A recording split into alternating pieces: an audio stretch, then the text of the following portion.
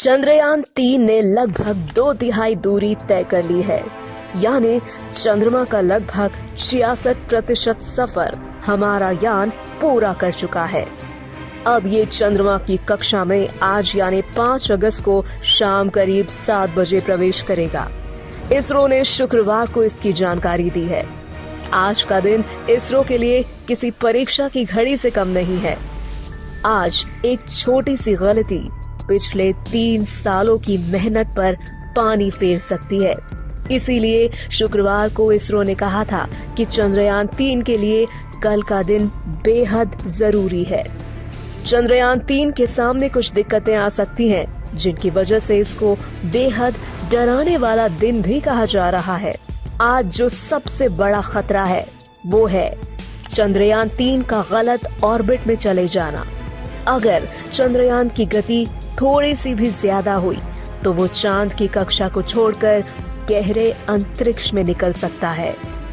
चंद्रमा की ग्रेविटी पृथ्वी की ग्रेविटी से 6 गुना कम है, इसीलिए चंद्रयान-3 की गति भी कम करनी पड़ेगी, नहीं तो वो चंद्रमा के ऑर्बिट को पकड़ नहीं पाएगा। अगर ऐसा हुआ तो हमारी 3 साल की मेहनत पर पानी फिर जाएगा। अगर चंद्रयान-3 किसी भी तरह से गलत ऑर्बिट में चला जाए तो उसे सही करने में काफी समय, क्षमता और ताकत लगती है। ऐसा करते समय मिशन के पूरे टाइम टेबल और लागत पर असर पड़ता है। ईंधन कम हो जाता है। ऐसे में मिशन जल्दी खत्म होता है। अगर पकड़ में नहीं आया तो अंतरिक्ष में लापता हो जाता है। इसके अलावा चंद्रयान-3 को अंतरिक्ष में प्रकाश की गति से चलने वाले सब एटॉमिक कणों से भी खतरा है। इन कणों को रेडिएशन कहते हैं। एक कण जब सैटेलाइट से टकराता है तब वो टूटता है। इससे निकलने वाले कण सेकेंडरी रेडिएशन पैदा करते हैं। इससे सैटेलाइट या स्पेसक्राफ्ट के शरीर पर असर पड़ता है।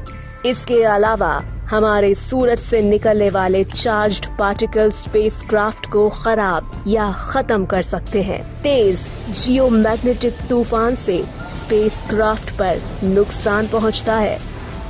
अंतरिक्ष की धूल यानी स्पेस डस्ट, इन्हें कॉस्मिक डस्ट भी बुलाते हैं। ये स्पेसक्राफ्ट से टकराने के बाद प्लाज्मा में बदल जाते हैं। ऐसा तेज गति और टक्कर की वजह से होता है। इनकी वजह से अंतरिक्ष यान खराब भी हो सकता है।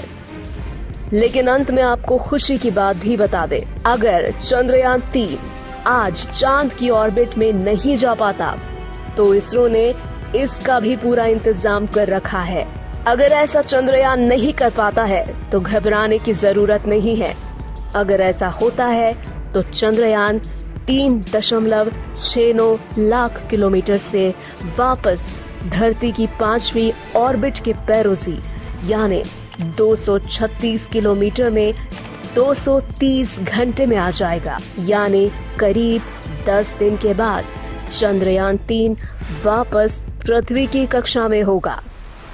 कुछ लोग सोच रहे होंगे कि ये धरती पर वापस आ जाएगा, लेकिन ये गलत है। ये धरती पर वापस नहीं आएगा, बल्कि वहां वापस जाएगा जहां से 5वां चक्कर पूरा करने के बाद ये चांद के लिए लंबे हाईवे पर निकला था। इसके बाद इसरो पृथ्वी की 5वीं कक्षा से चंद्रयान-3 को चांद पर भेजने का एक और प्रयास करेगा। साथ ही बता दें, चंद्रयान-3 के चारों तरफ सुरक्षा कवच लगाया गया है, जो अंतरिक्ष में प्रकाश की गति से चलने वाले रेडिएशन और अंतरिक्ष की धूल से इसको बचा लेगा। तो घबराने की जरूरत नहीं है। हमें इसरो के वैज्ञानिकों की काबिलियत पर पूरा भरोसा है और हमें लगता है कि पहली बार में ही यानी आज 5 अगस्त को ही चंद्रयान-3 चांद की पहली कक्षा को पकड़ लेगा। हम इसके लिए प्रार्थना करते हैं और आप सब से भी प्रार्थना करने के लिए निवेदन करते हैं। हम उम्मीद करते हैं कि आपको ये जानकारी अच्छी लगी होगी और अगर आपका भी कोई सवाल है तो हमें कमेंट बॉक्स में लिखकर जरूर बताएं। हम अपनी वीडियो के माध्यम से आपके सवाल का जवाब देने का भी प्रयास करेंगे। चंद्रयान 3 पर आगे भी अपडेट्स आती रहेंगी, इसीलिए अपडेटेड रहने के लिए चैनल को सब्सक्राइब करके बेल नोटिफिकेशन जरूर ऑन कर लें।